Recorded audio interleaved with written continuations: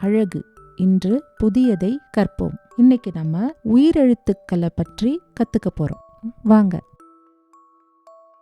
உயிரெழுத்துக்கள் என்பது உச்சரிப்பில் எந்த தடையுமின்றி உருவாகும் இயல்பான ஒலி எழுத்துக்கள் ஆகும். ஒலி என்றால் சவுண்ட். உயிரெழுத்துக்கள் இல்லாமல் ஒரு சொல்லையும் நாம சரியாக சொல்ல முடியாது. நாம பேசும் ஒவ்வொரு சொல்லிலும் உயிரெழுத்துக்கள் இருக்கும். சொல் என்றால் என்ன? வேர்ட்.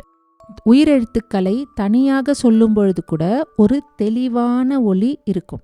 சரி குட்டீஸ், இப்போ உயிரெழுத்து பற்றி இன்னொரு எளிய எடுத்துக்காட்டு சொல்றேன். உயிர் என்றால் ஜீவன் அல்லது உயிர், உயிரோடு இருப்பது. இந்த எழுத்துக்கள் மற்ற எழுத்துகளுக்கு உயிர் கொடுக்கும் எழுத்துக்கள். எப்படி நம்ம உடம்புக்கு உயிர் இருக்கணும், அந்த மாதிரி தமிழுக்கு உயிரெழுத்துக்கள் தான் உயிர்.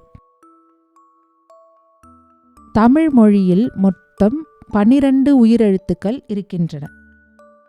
ஆ, ஆ, இ, ஈ, உ, ஊ, ஏ, ஏ, ஐ, ஓ, ஓ, ஔ. உயிரெழுத்துக்கள் தனியாக இருக்கலாம். ஆனா சில நேரங்களில் அவை மற்ற எழுத்துக்களுடன் சேர்ந்து பேசும். அந்த மற்ற எழுத்துக்கள் தான் மெய் எழுத்துக்கள். மெய் எழுத்துகளுக்கு முழு ஒலி இருக்காது. உதாரணம், இப்ப இந்த சவுண்டை கவனிங்க. உயிரெழுத்து ஆ சொல்லும் பொழுது ஒரு முழு ஒலி கிடைக்கிறது. அதுவே மெய் எழுத்து இக் அப்படின்னு சொல்லும் பொழுது நமக்கு முழு ஒலி கிடைக்கல. இப்ப இக் என்ற மெய்யெழுத்தும் ஆ என்ற உயிரெழுத்தும் சேரும் பொழுது க என்ற முழு ஒலி கிடைக்கின்ற உயிர்மெய் எழுத்து நமக்கு கிடைக்குது. அடுத்த உதாரணம் பாருங்க. இப் என்ற மெய்யெழுத்து உ என்ற உயிரெழுத்து சேரும் பொழுது பூ என்ற உயிர்மெய் எழுத்து அழகாக ஒலியுடன் வருது. அடுத்த உதாரணமும் பாருங்க. இன் என்ற மெய்யெழுத்து ஏ என்ற உயிரெழுத்து சேரும் பொழுது நே என்ற உயிர்மெய் எழுத்து அழகான ஒலியுடன் தோன்றுகிறது. இன்னும் பல எழுத்துக்கள் இருக்கு. நம்ம வர வீடியோஸ்ல இதெல்லாம் பார்ப்போம்.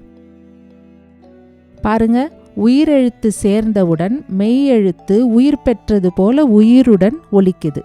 ஒலி அடிப்படையில்தான் உயிரெழுத்துக்கள் உருவாகின்றன. உயிரெழுத்துக்கள் இல்லாம தமிழே பேச முடியாது. அவைதான் ஒவ்வொரு சொல்லுக்கும் ஒலிக்கும் உயிரை தருகின்றன. அதனால்தான் அவை உயிரெழுத்துக்கள் என்று அழைக்கப்படுகின்றன. உதாரணம், மரம். இந்த சொல்லில் உயிரெழுத்து எங்க இருக்கு?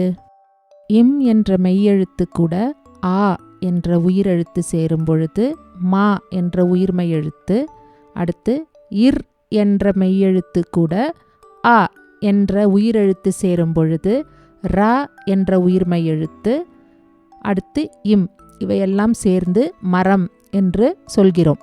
ஆ என்ற உயிரெழுத்து இல்லாமல் இந்த சொல் உருவாகியிருக்க முடியாது. அதுபோல நீங்க எந்த சொல்லையும் படிக்கும்பொழுது பாருங்க, அதுக்குள்ள ஒரு உயிர் ஒலி கண்டிப்பாக இருக்கும். அதனால தான் இவங்க பெயர் உயிரெழுத்துக்கள். தமிழ் இனிமைக்கான காரணம் உயிரெழுத்துக்கள். உயிரெழுத்துகளில் 2 வேறுபாடு இருக்கிறது, குறில் மற்றும் நெடில். குறில் எழுத்து என்றால் என்ன? Short sound. அ, இ, உ, ஏ, ஓ. இந்த எழுத்துகள் எல்லாம் குறில். இவையெல்லாம் நம்ம சொல்லும் பொழுது ஒரு சின்ன ஒலி, குறுகிய ஒலி வருது இல்லையா? அதனால தான் இதோடைய பெயர் குறில் எழுத்து என்று சொல்லப்படுகிறது. அதேபோல் நெடில் என்றால் என்ன? Long sound. இந்த எழுத்துக்களை எல்லாம் சொல்லும் பொழுது ஒலி நீண்ட நேரம் வரும். ஆ, ஈ, ஊ, ஏ, ஐ, ஓ, ஔ. இவங்கெல்லாம் நீளமான ஒலி கொடுக்கும் எழுத்துக்கள். அதனாலே இவைகளை நெடில் எழுத்து என்று கூறப்படுகிறது. குறில் குறுகும், நெடில் நீளும். சூப்பர் குட்டீஸ், உயிரெழுத்துக்களை பற்றி இப்போ நீங்கள் தெரிஞ்சிட்ருப்பீங்க. நம்ம அடுத்த வீடியோவில் சந்திக்கலாம். உயிரெழுத்துக்கள் நம் தமிழின் இதயம். அவை இல்லாமல் தமிழ் முழுமை இல்லை.